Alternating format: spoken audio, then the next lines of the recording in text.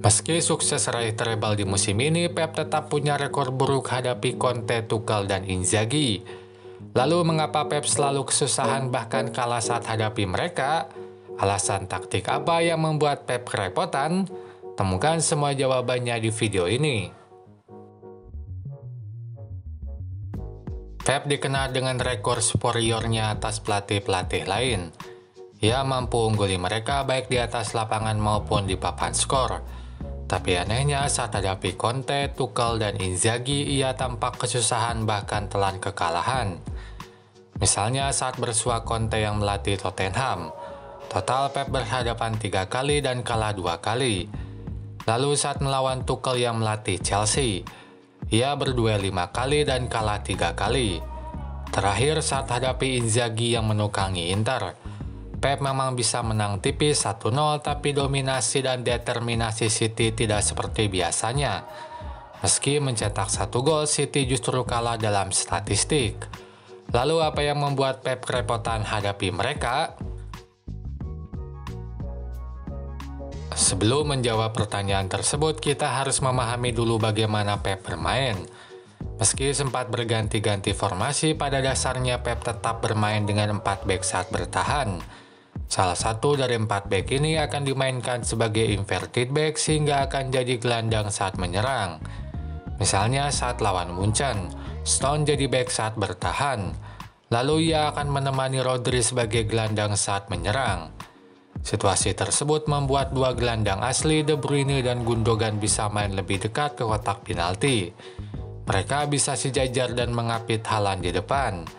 Itu tampak seperti saat lawan Madrid. Keduanya sejajar dengan Haaland di depan. Nah, yang unik adalah 2 sayap City. Mereka diposisikan untuk terus melebar di sisi lapangan. Posisi mereka tidak berubah bahkan bila mereka main lebih dalam ke tengah.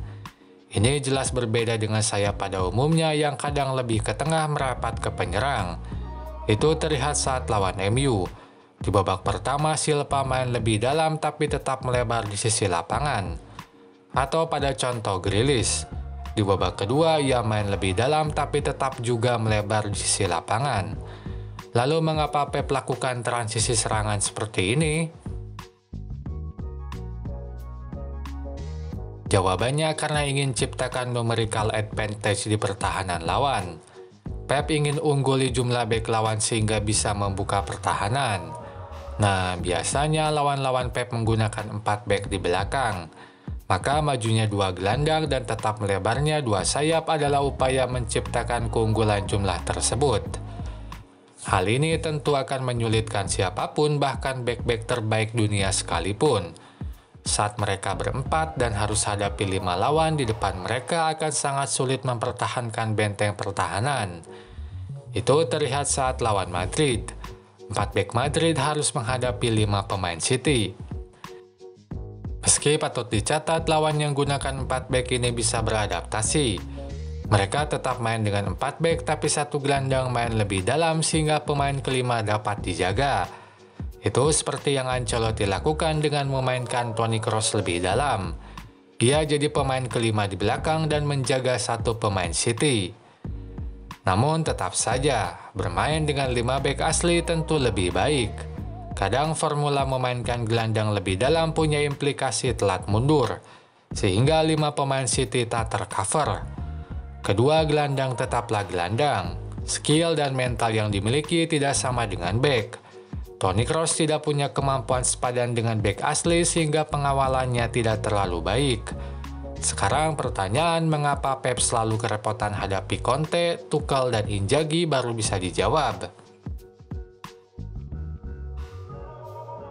Jawabannya karena ketiga pelatih tersebut gunakan 5 bek saat bertahan. Meski gunakan formasi berbeda, mereka menganut sistem pertahanan yang sama, yaitu 3 bek tengah. 3 bek ini akan menjadi 5 bek karena 2 wingback akan main lebih dalam. Nah, situasi ini menyulitkan City untuk membongkar pertahanan karena numerical advantage yang diniatkan tidak terjadi. 5 pemain yang disejajarkan di depan selalu dihadapi 5 bek lawan.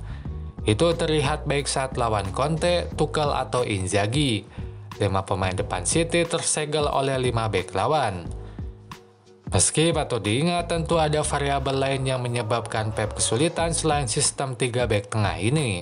Tapi secara garis besar, sistem 3 bek tengah Conte, Tuchel, dan Inzaghi menjadi faktor besar terhambatnya gaya bermain Pep.